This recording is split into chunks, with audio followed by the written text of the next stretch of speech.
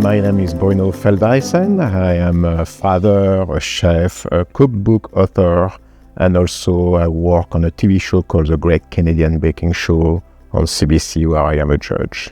It is practical, but it takes away a bit from the whole shape. I got involved with mental health awareness a couple of years back, and somebody approached me to share my story. I was slightly reluctant at the beginning because, nobody wants to share their personal struggle. But I did it, and there was an article on the Vancouver Sun. I was a bit overwhelmed as a result of it. A lot of people reached out to me. That's when I realized that, there is very little help out there that people are aware of. And from that experience, I decided to share more of my story and give back by supporting many organizations that's involved into healthcare awareness. So I was born in France, first generation born in France. My family is German and Italian background, but they were uprooted back in 60s and sent to France with nothing, just 2 suitcases, very sudden, very brutal. And they were quite overwhelmed by this new experience living in France. They were segregated, they couldn't find jobs, couldn't find housing. So I was born in 64. My mom must have been 22 years old, single mom. When she was pregnant with me, she stole something from my grandmother. My grandmother pressed charged. And my mom was sent to jail as a single mom in 63 or 64. In a French jail, spending 3 months.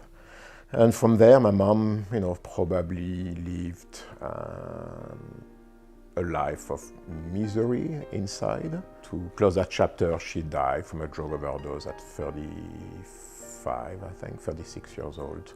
And living on the street, as simple as that. And what I did, I learned to survive very quick. I learned to steal to get food. I learned to protect myself. When you're on the street, because I ended up living on the street with my mom as a teenager, I think I was 13 the first time, you're the feed for the worst of society. So from pedophile, from pimp, from everything, everybody's looking for you, So I was able to recognize as danger and protect myself. But my mom, beside being self-destructive herself, she became very abusive toward me. One day my mom decided to force me to swallow 5 or 6 pills. So, 13 years old with a drug overdose, ending up in hospital, yet nobody did anything. No social worker, no juvenile judge, no policeman, no doctor, no nurse thought that maybe that was wrong. So she tried to kill me twice. But again, you fell through the crack. The help she will get from a doctor was another prescription. Twice the amount, and so first time I saw it, she died. I was 15 years old, so obviously it affected me. I didn't realize it at that time because I felt like a normal life. I thought it was like, it's normal. But it did affected me 20 years, something later, I was on the top of my career living in New York, where at one point from everything fantastic, everything just crashed. So I know those journeys, I understand what it is, I understand what it takes.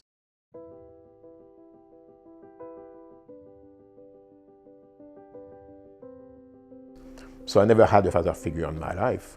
And somehow finding chefs who are very strict, very, difficult to work with, give me that kind of structure, that I could look up to somebody who was successful, my first job, the first chef I worked with, and give me that kind of stability and see somebody who did well. And I told myself, I said, maybe if I take that journey, I could do like him, do well.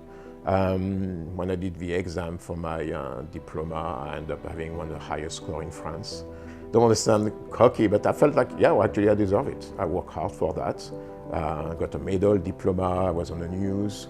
And I ended up taking a journey of working with great people.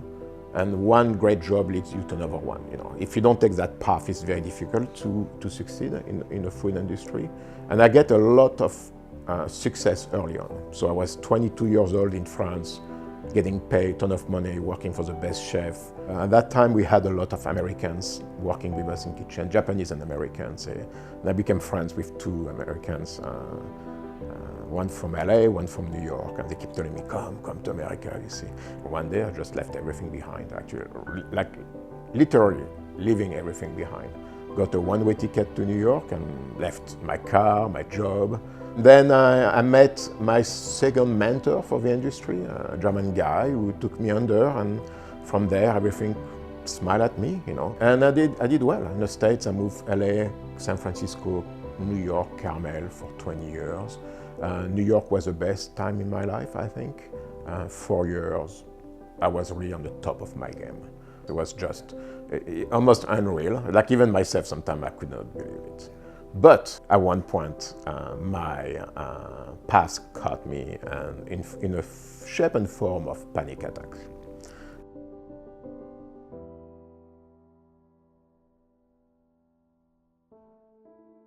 In '97, when I was living in New York, you know, I experienced my first panic attack, full blown. I thought I was having a heart attack. You know, I was working, everything was fine. I did work under a lot of pressure, a lot of stress, and then I felt like I was collapsing. So I ended up in the ER, was smoking a lot at that time, and you know, they thought I had a heart issue. And went back to see a specialist on Monday, and the guy said, "You have nothing. I think it's just a drop of blood sugar, and you know, you have to eat breakfast." I remember he told me. But then from that moment, it get worse and worse and worse. That, you know, I had a panic attack on a flight. I have to go to the bathroom and bite my finger because I thought I was going to scream. And then you realize, like, you're totally lost. You feel very lonely. Couldn't get out from my place, couldn't go to work, so I quit my job. Couldn't even go to grocery stores, you know, couldn't stand in line. You know, if I would stand in line, I would feel like everything was moving and shifting, I couldn't breathe. So that's when I tried to see therapy. And I have to go, you know, see specialists, doctors, clowns. I was diagnosed with so many illnesses, like, you know, I would not believe it until I find somebody who explained to me that process. So I try biofeedback, which is kind of help to relax, but does not cure it, you know. So I get better, you know, I find ways to alleviate the symptoms, you know, and it was pretty much avoid certain situations. So which really slow back your life process. For 10 years, it was always present, always difficult. I think it prevented me to live the life I wanted to live, and it prevented me to be a successful person because, you know, from New York was losing everything, all my money, went bankrupt, my home, my place. I mean, so you start from zero at 36 years old, and it was hard to accept.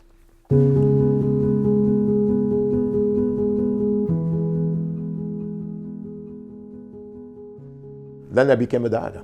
You know, I was older, I was 42 when I became a dad. And that's when I became aware that, okay, you know, that's a great opportunity in life to reset everything, look back, try to understand fatherhood. So different form of pressure, because how can you become a good father when you never had a father? You know, that was a disconnect where I tried to understand the process. So I learned things to do in my 40s with my son. I learned to ski in my late 40s because my son ski and snowboard. I learned to do stuff I never done before. You know, I learned to swim at 45 years old because, you know, when I was a kid I couldn't go to swim because there was no structure to say, okay, let's go to the swimming pool. But I knew that I need to find therapy because I'm not going to allow panic attack and anxiety to control me the same way it did before, you know. And I met a great therapist. You know, she laid down everything and we put a plan together. And it was, I'm not going to say it was easy, it was hard. I ended up spending hours of crying, you know. I had to write my life and I had to understand what was my life, you know, and I have to accept that my mother tried to kill me. I have to accept a lot of things. And it was hard because, you know, I don't hate my mom. You know, I just felt like, you know, she should have done better. She should have known better, you know, because it was traumatic for me, but for my brother, for my sister, You know, my brother died from a drug overdose, you know, when he was 30 years old. And, you know, I'm like, you know, what if he would have felt love, if he would have felt normal life, you know?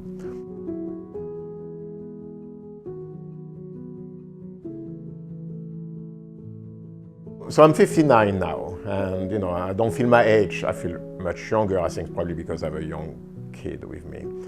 But you know, people see me on TV. People see me. I do a lot of activities, and they see that, you know, great story. He's successful. He's, you know, and I'm like, you know, behind every image there is a person. There is somebody. So you know, I'm not embarrassed to speak about my struggle. I think it's very important to acknowledge it. I think it's very nurturing to own it. You have to own it. You have to own that struggle. You have to take away any shame or stigma. For me, it's easy because now I have such a platform where you know, the TV show gives me a stability and a platform of celebrity where I can speak up. I can actually say, you know, I struggle with anxiety, I struggled with mental illness when I was young, I do way better, and I don't care what you think because I am where I am and where I wanted to be.